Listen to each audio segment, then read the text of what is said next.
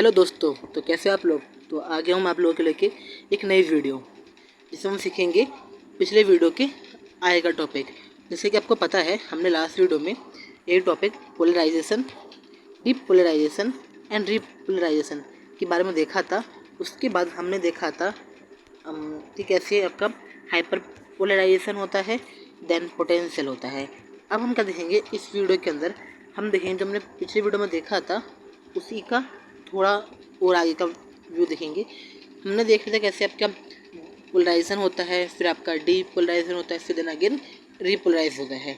मगर उसको अच्छे से हम दोबारा से बस वीडियो में समझ लेते हैं, जिससे जो पिछले वीडियो में जो कमी रह गई थी मेरे बताने में, आपके समझने में, वो दोबारा इस वीडियो में हो जाए, जिससे हमारे जो न्यूरॉन के बीच में जो हमारा जो भी नॉलेज स्टोर हुई है, जो कि शॉर्ट टर्म मेमोरी में आपके है, वो शॉर्ट टर्म मेमोरी से आपको लॉन्ग टर्म मेमोरी में ट्रांसफ़र हो जाए, जिससे आपकी स्टडी और अच्छे से हो जाए और इस टॉपिक में ज़रा सा भी डाउट ना बचे कि आय के लिए आपको कोई भी डाउट हो, ऐसी कोई गुंजाइश मैं नहीं रखना चाहता इस टॉपिक के अंदर, क्योंकि आपका टॉपिक है मेन टॉपिक, इंपॉर्टेंट टॉपिक में से आता है।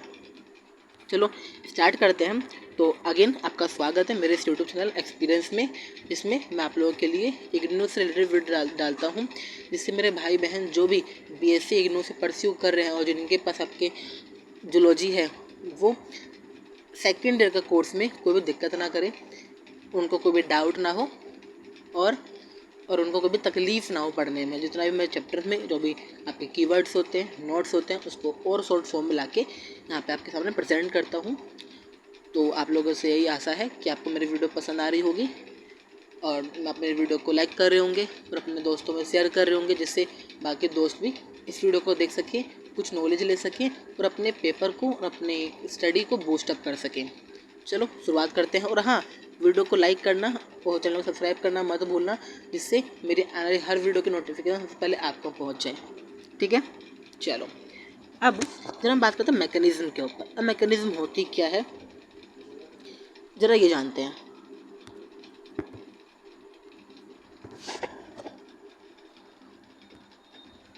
जैसे कि आप ये डायग्राम देख रहे होंगे, यहाँ पे अभी जो डायग्राम देख रहे हो आप, इस डायग्राम के अंदर एक थ्रेशोल्ड स्टिमुलस है, एक है आपका मैकेनिकल गेटेड चैनल है, फिर लिगैंड गेटेड चैनल है, आपका डीपोलराइजेशन हो रहा है। अब ज़रा इसमें समझने में बहुत डिफिकल्ट होगा कि भाई साहब हो क्या रहा है ये। इसमें भी आपका पोलराइज हो रहा है, इससे भी डिफिकल्ट हो रहा है समझने में। एक नई फ़ोटो में लेके आपके सामने आया हूँ, ये वाली, जिसमें मैंने तीनों के तीनों पॉइंट जो आपके हैं ना, यहाँ पे ठीक है, इसमें जो तीनों पॉइंट है आपका रीपोलराइजेशन, डीपोलराइजेशन एंड पोलराइजेशन, ये तीनों के तीनों पॉइंट आपके सामने प्रेजेंट करूँगा और आपको अच्छे से समझ में आ जाए। अब देखते हैं इसमें होता क्या है। पहले हम आते हैं रीपोलराइजेशन में। तो रीपोलराइजेशन के अंदर जो बाहर होता है उसमें पोटेशियम आयन की कंसनट्रेशन क्या होती है, ज़्यादा होती है। जो बाहर आपका होता है उसमें पोटेशियम आयन की कंसनट्रेशन ज़्यादा होती है। जैसे आपका सिग्नल ट्रांसफ़र होता है, रीपोलराइजेशन डीपोलराइजेशन आपका होता है, तो जो अंदर की आपकी मेम्ब्रेन होती है वो क्या होती है, पॉजिटिव चार्ज हो जाती है। अंदर जो मेम्ब्रेन होती है आपकी पॉजिटिव चार्ज होती है, और जबकि आउटर मेम्ब्रेन होती है, जबकि आउटर मेम्ब्रेन है वो कैसे होता है, आपकी नेगेटिव चार्ज हो जाती है। जबकि रीपोलराइजेशन में इसकी अपोजिट होता है। ठीक है, अब क्या होता है, आपका पॉजिटिव चार्ज होती है और नेगेटिव चार्ज आपको जाती है, और जो सोडियम आयंस होते हैं वो इस चैनल के थ्रू आपके एंटर कर लेते हैं अंदर।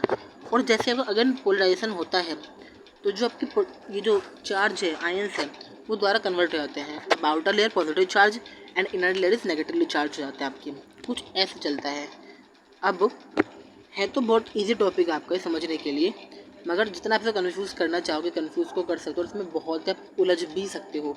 तो सिंपल सी बात कहा जाए, क्योंकि जो सिग्नल ट्रांसफ़र आपके होते हैं, यदि हम बात करें, आपका न्यूरॉन है, ये एग्जाम्पल लेता है, न्यूरॉन है, न्यूरॉन में क्या आपके एंड्स, ठीक, यहाँ पे मतलब इसको पार्ट्स में बांट दिया। अब सिग्नल आपका आ रहा है, पहले इस वाले एंड में आएगा, फिर धीरे से आपके आगे ट्रांसफ़र होगा, फिर इसमें से मूव होगा, फिर वो आगे मूव होगा, फिर देन वो आगे जाएगा। तो धीरे धीरे कुछ पार्ट्स में होंगे जाता है, जिन्हें आपका सिग्नल आया सीधे यहाँ से सीधे चला जाएगा, ऐसे मतलब होता है, मगर अपना धीरे धीरे काम करते हुए आता है। मना नहीं कर रहा कि आपका सिग्नल पूरा ट्रांसफ़र नहीं हो पाता, ट्रांसफ़र आपका होता है, मगर देखा जाए न्यूरॉन के अंदर तो पहले आपके धीरे धीरे होता है। पहले एक न्यूरॉन पे होगा, उसके बाद सेकंड पे, देन थर्ड पे, देन फोर्थ पे। जैसे जैसे न्यूरॉन पे ट्रांसफ़र होता है उसकी जो आपकी आयंस होते हैं, जो बाहर पॉजिटिव चार्ज होते हैं, नेगेटिव चार्ज होते हैं, वो चेंज होता रहता है, जो आपको आपके जो सिग्नल ट्रांसफ़र करने में वो हेल्प करते हैं। ठीक है, तो उसी के लिए आपके 3 टॉपिक बनते हैं, polarisation, depolarisation and again repolarisation. ठीक है,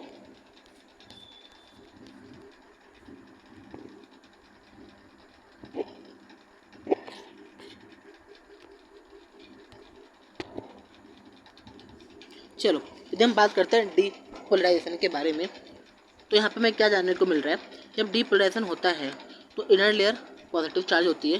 क्या होती है, जो आपकी इनर लेयर, देखो मैंने मार्क करा है, जो आपकी इनर लेयर है पॉजिटिव चार्ज होती है और आउटर लेयर नेगेटिव चार्ज होती है।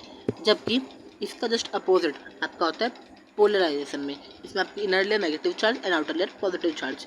तो आप कह सकते हो जब आपका डीप पोलराइजेशन होता है उसके बाद अगेन डीप पोलराइज कंडीशन में आता है, तो जिसकी मेम्ब्रेन की कंसंट्रेशन होती है, मेम्ब्रेन की जो आपकी आयन परमेबिलिटी होती है वो चेंज हो जाता है।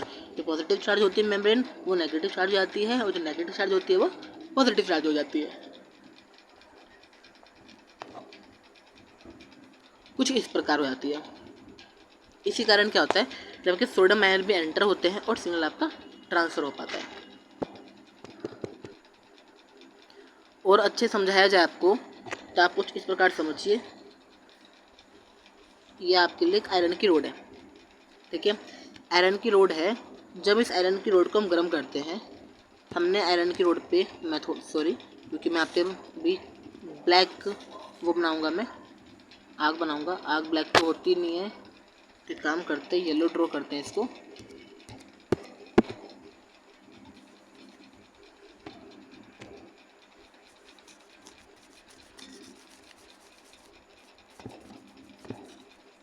ये बहुत तेज आपकी आग हो रखी फिलहाल अभी।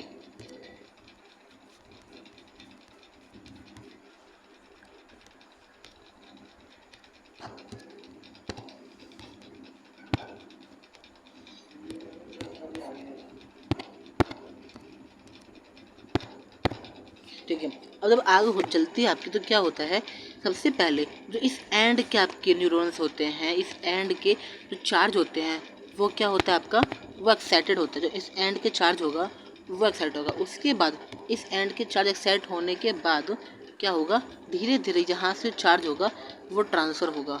अब ट्रांसफ़र होगा तो धीरे धीरे बाकी अनदर जो आपके इसके पार्टिकल्स होंगे उसको भी वो भी हीट प्रोड्यूस कर लेंगे। तो एट द एंड वो यहाँ पे आ जाएंगे। ये तो नहीं हुआ, पहले आपका येलो चार्ज हुआ, येलो एंड चार्ज हुआ, उसके जस्ट बाद यहाँ से येलो ट्रांस चार्ज हो जाता है। मतलब इसमें हीट प्रोड्यूस होता है, बीच में किसी में हीट नहीं होती, ऐसा तो नहीं होता। तो क्या होता है, इस पाथ को फॉलो करता है, क्या करता है आपका, इस पाथ को फॉलो करता है और धीरे धीरे धीरे धीरे आपके आयंस क्या होते हैं, स्टेप मतलब क्या कहते हैं, एक्साइटेड स्टेट में आते हैं और जो पार्टिकल्स होते हैं वो चार्ज होने लग जाते हैं। तो आप ऐसा ही कुछ काम आपका न्यूरॉन्स में होता है। जब सिग्नल आता है तो पहले रेस्ट कंडीशन में होता है, जैसे सिग्नल आपका आया उसी सिग्नल आने के साथ ही आपके मेम्ब्रेन चार्ज हो जाते हैं, और जैसे जैसे आपके सिग्नल आगे जाता है मेम्ब्रेन अपनी चार्ज होते हैं वो चेंज करते रहते हैं। एक पाया पहले बार पॉजिटिव था फिर नेगेटिव हो गया, उसके बाद उसने चार्ज को छोड़ा तो नेगेटिव हो गया, फिर पॉजिटिव हो गया तो वो रेस्ट में आ गया, तो अनदर अपना वर्किंग में आ गया।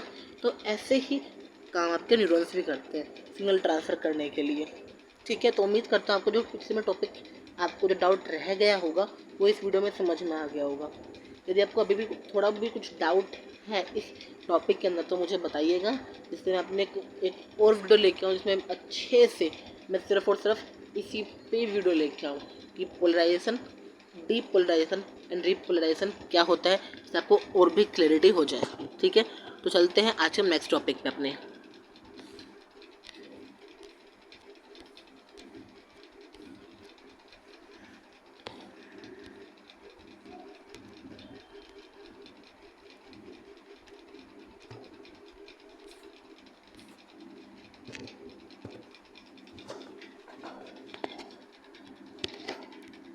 चलो अब देखते हैं हमारा आज का दूसरा टॉपिक हमारा, जो कि क्या है, ट्रांसमिशन ऑफ इम्पल्स। सॉरी क्या हो गया, ये टॉपिक है ट्रांसमिशन ऑफ इम्पल्स। हमें देखेंगे कि कैसे किसी इम्पल्स का ट्रांसमिट होता है। आपको तो पता है जो हमारे बॉडी में न्यूरॉन जो होते हैं ट्रांसमिशन में हेल्प करते हैं, हमारी इन्फॉर्मेशन को one part of body to the next part of body या फिर टू द ब्रेन ट्रांसफ़र करने में बहुत ही इंपॉर्टेंट रोल प्ले करता है। वो कैसे हमारे जो न्यूरॉन है सिग्नल लेके जाते हैं आपने समझ लिया अभी, मगर इसमें जो भी और इम्पोर्टेंट जो पार्ट्स आपके पर्सन परफॉर्म करते हैं उसके बारे में हम थोड़ी थोड़ी इन्फॉर्मेशन ले लेते हैं। तो जब ट्रांसमिशन ऑफ इम्पल्स आपका होता है, सबसे पहले हमें बात ध्यान रखनी पड़ेगी कि केमिकल प्रोसेस होता है। क्या कौन सा होता है प्रोसेस आपका? केमिकल प्रोसेस होता है। और ये आपके न्यूरॉन्स के बीच में होता है। ये नहीं कि आपका जो एक न्यूरॉन आपका कुछ इस साइड है वो सिग्नल ट्रांसफ़र कर देगा तो बाकी आगे काम नहीं जाएगा। नहीं, यहाँ पे न्यूरॉन ख़त्म हुआ तो यहाँ से अनदर न्यूरॉन भी आपका स्टार्ट हो जाएगा, जो कि इस वजह से छोड़ा आपने इसको कैच कर लेगा। क्लियर? तो क्या होता है यहाँ पे, जैसे कि आपका न्यूरॉन है और ये न्यूरॉन क्या आपका एंड है, अगेन स्टार्ट हो गया न्यूरॉन आपका। तो यहाँ पे एक वर्ड आता है साइनेप्स के नाम से। क्या वर्ड आता है आपका? साइनेप्स, SYNAPSE,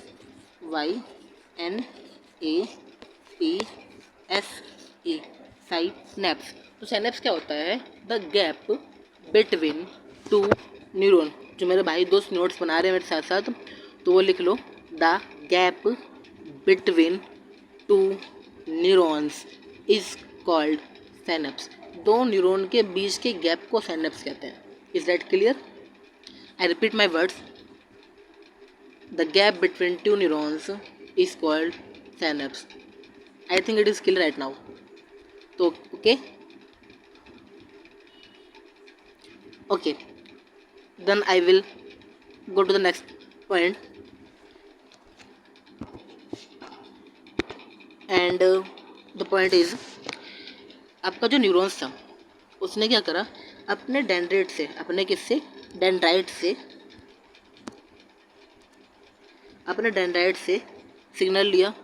सिग्नल लेने के बाद नोड ऑफ रनवीर से होता वो नर्व एंडिंग तक आ गया। नर्व एंडिंग पे आने के बाद दूसरा न्यूरॉन वहाँ पे आ गया, तो दूसरा न्यूरॉन अपने डेंड्राइट्स आगे करे और दोनों के बीच में एक केमिकल पाथवे जनरेट हुआ। क्या हुआ? दोबारा सुनो, दोनों के बीच में केमिकल पाथवे जनरेट हुआ जिससे आपके जो फर्स्ट न्यूरॉन था उसने अपनी सारी इन्फॉर्मेशन को ट्रांसफ़र कर दिया सेकेंड न्यूरॉन्स के पास।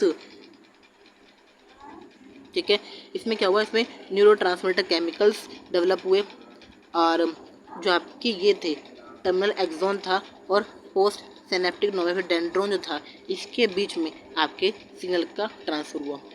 पहले सिग्नल आपका डेंड्राइट्स में आया था, डेंड्राइट से वो हो गया आपके एक्सॉन में, एक्सॉन पे रुका, वहाँ पे क्या हुआ? न्यूरोट्रांसमीटर जनरेट हुए। उस न्यूरोट्रांसमीटर ने आपके सिग्नल को एक्सॉन से उठा के ट्रांसफ़र कर दिया डेंड्रोन में या फिर पोस्ट सिनेप्टिक नोव में ट्रांसफ़र कर दिया। ऐसा होता है कुछ आपका ट्रांसमिशन ऑफ इम्पल्स एक न्यूरॉन से नेक्स्ट न्यूरॉन पे। अब आप पूछ रहे होंगे कि सर जो यहाँ पे जो ये जो बॉक्स बन रहा है ये इतना टॉपिक है क्या? नहीं, इसके पीछे बहुत बड़ा टॉपिक है, इतना बड़ा भी नहीं है। इसके टॉपिक है छोटा सा, 5-10 मिनट का टॉपिक है, जिसको हो सके इस वीडियो में ना तो मैं अगले वीडियो में से कंप्लीट कर लूँगा और आपको फुल बताऊँगा कि कैसे आपके जो सिग्नल्स आते हैं कैसे आते हैं, कैसे आपका न्यूरोट्रांसमीटर डेवलप होता है और कैसे मेम्ब्रेन को पेनिट्रेट करके आगे जाते हैं और क्या होता है। ठीक है, उससे पहले हम समझते हैं कि साइनेप्स आपका 2 टाइप्स के होते हैं। मैंने साइनेप्स का नाम तो ले लिया, the gap between to neuron इसको साइनेप्स मैंने तो कह दिया, मगर आपके साइनेप्स भी 2 टाइप्स के होते हैं। फिर हम पहले इस वीडियो में देखेंगे कि साइनेप्स के जो 2 टाइप हैं वो कैसे किस प्रकार वर्किंग करते हैं, उसे डिटेल में समझ लेंगे। उसके बाद हम नेक्स्ट टॉपिक अपना मूव करेंगे। यहाँ पे देखिए, यहाँ पे क्या टाइप ऑफ साइनेप्स, जो साइनेप्स होता है वो कितने टाइप्स का होता है जरा हम देखते हैं। वो एक क्या है? जंक्शन बिटवीन 2 न्यूरॉन, 2 न्यूरॉन के बीच के गैप को साइनेप्स कहते हैं। ठीक है, आपको बता दिया मैंने अभी। आपका साइनेप्स होता है 2 टाइप्स का होता है, पहला electrical synapse and then second chemical synapse. अभी क्या होता है electrical synapse and chemical synapse? अब मुझे बताओ आपको कि घर में सभी घर में लाइट होगा, वो स्विच भी होगा, आप जैसे स्विच ऑन करते हो उसी के मतलब विदिन सेकेंड्स या फिर विदिन मिली सेकेंड्स में आपके जो लाइट होता है, लाइट बल्ब होता है, वो ऑन हो जाता है नहीं होता? आपने स्विच ऑन किया लाइट का, तुरंत ही लाइट ऑन हो गया। तो उसके बीच में मतलब बहुत ही कम समय लगा ना आपका, किस लिए हुआ? क्योंकि बिजली थी, क्या थी? इलेक्ट्रिसिटी थी। तो ठीक उसी प्रकार जो आपके इलेक्ट्रिकल साइनेप्स होते हैं उसकी स्पीड बहुत ही फास्टेस्ट होती है, बहुत तेज़ होती है। ठीक उसी प्रकार जैसे हमने स्विच ऑन किया, लाइट जल गई, जितनी जल्दी वो लाइट जली उससे भी जल्दी हमारे वहाँ पे इलेक्ट्रिकल साइनेप्स की स्पीड होती है। अब बात करें केमिकल साइनेप्स की, आप लोगों के पास केमिस्ट्री होगी, जिस पे नहीं है तो उसमें 11th-12th में केमिस्ट्री उन पे रही होगी, ज़रूरी रही होगी। आपने कोई ना कोई केमिकल रिएक्शन भी परफॉर्म किया ही होगा। तो केमिकल रिएक्शन परफॉर्म करते हो तो हमें कितना समय में वेट करना पड़ता है, उसके बाद हमारे पास रिजल्ट आता है। एम आई राइट? आप सभी ने कोई ना कोई केमिकल रिएक्शन परफॉर्म करी ही होगी केमिस्ट्री के अंदर। हमने समझा होगा कितना आपको कितना वेट करना पड़ता है केमिकल रिएक्शन का रिजल्ट आता है। तो जो केमिकल साइनेप्स है ना, वो फास्ट तो है मगर फास्टेस्ट नहीं है, इलेक्ट्रिकल से कम है। ठीक है, यदि दोनों कंपेयर किया जाए तो electrical synapse is fastest but chemical synapse is fast, only fast. Okay, तो इसमें क्या होता है, जब देखते हैं इसके बारे में भी हम। फर्स्ट पॉइंट क्या होता है, जो इसके साइनेप्टिक क्लेफ्ट होता है। What is synaptic cleft? दो साइनेप्स के बीच का गैप को साइनेप्टिक क्लेफ्ट कहते हैं। मतलब कहा जो साइनेप्स आपका हो गया, साइनेप्स क्या होता है, जो आपके दो न्यूरॉन के पीछे गैप होता है, साइनेप्स कहते हैं। आपका एक साइनेप्स हो गया, ठीक है, एक साइनेप्स हो गया और एक डेंड्रोन हो गया। आपका साइनेप्स हो गया और एक डेंड्रोन हो गया। इसके जो पीछे गैप है ना, इसे आप साइनेप्टिक क्लेफ्ट कहते हो। ठीक है, इसके बीच में साइनेप्टिक क्लेफ्ट होता है, बहुत ही छोटा होता है। अब मुझे बताओ, आपका घर ये रहा, आपके दोस्त का घर ये रहा, कूद के चले जाओ। आपका घर ये रहा, आपके दोस्त का घर ये रहा, कहाँ से जा पाओगे? कूदोगे तो हड्डी टूट जाएगी। चल के जाओगे धीरे धीरे धीरे धीरे बैक डोर से, जैसे होगा।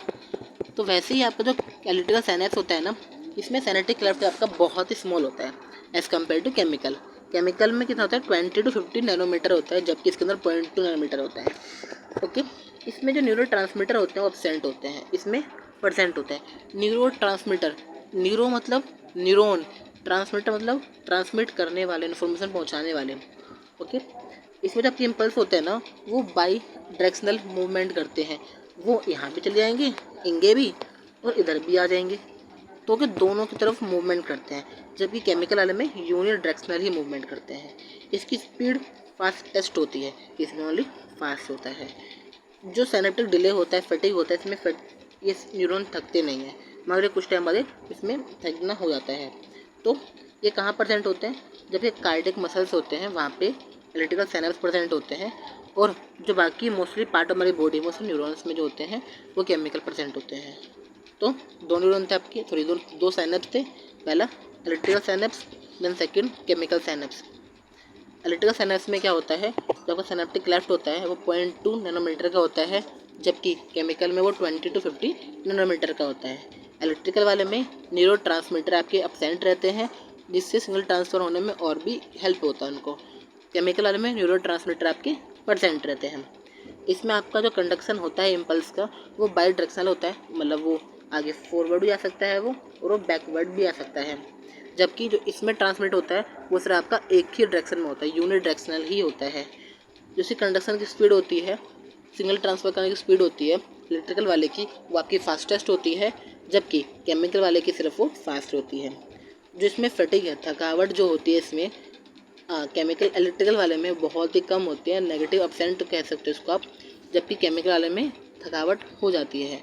तो जो सेल से काम, जो साइनेप्स से कहाँ परसेंट होते हैं आपके कार्डियक मसल्स में, मीन्स आपके हार्ट के पास जो भी आपके न्यूरॉन परसेंट है जो आपकी सिग्नल ट्रांसफर करने में, ट्रांसमिट करने में हेल्प कर रहे हैं, वो सारे सारे कौन से इलेक्ट्रिकल साइनेप्स है। क्योंकि हार्ट से कोई भी सिग्नल हमारे ब्रेन तक थोड़ा ही डिले करा तो गेम ओवर हो जाएगा, इसलिए इसमें बिल्कुल डिले नहीं, फास्टेस्ट मोशन ऐसे सारे सिग्नल हमारे। केमिकल कहाँ होते हैं, जो हमारी बाकी बॉडी है उसमें पे केमिकल परसेंट होते हैं। Is it clear? समझ में आपको आ गया साइनेप्स कितने टाइप्स के होते हैं, कितने कितने होते हैं? उम्मीद करता हूँ आज के 2 टॉपिक मैंने कराए आपको, 2 से 3 टॉपिक कराए मैंने आपको। एक टॉपिक प्रीवियस क्लास के, तो आपका 2 टॉपिक आपके न्यू थे, आपको दोनों टॉपिक समझ में आ गया हो तो आप वीडियो को देखिए। नेक्स्ट वीडियो में आऊँगा तो बताऊँगा कैसे सिग्नल ट्रांसमिट होते हैं अच्छे से, कौन कौन से ट्रांसमीटर आपकी हेल्प करते हैं, कैसे इसके बीच में जो आपका बैंड होता है, ब्रिज होता है वो बनता है, क्या ट्रांसफ़र होता है। आपको वीडियो पसंद आई है तो वीडियो को आप लाइक कीजिए और मेरे चैनल को आप सब्सक्राइब कीजिए, जिससे मेरी आने वाली हर वीडियो का नोटिफिकेशन आपके पास जल्द से जल्द पहुँच जाए। और अपने दोस्तों में, अपने भाई बंधुओं में इस वीडियो को शेयर कीजिए। तो मिलते हैं अपने नेक्स्ट वीडियो में। Till then all the best and study करते रहो आप लोग।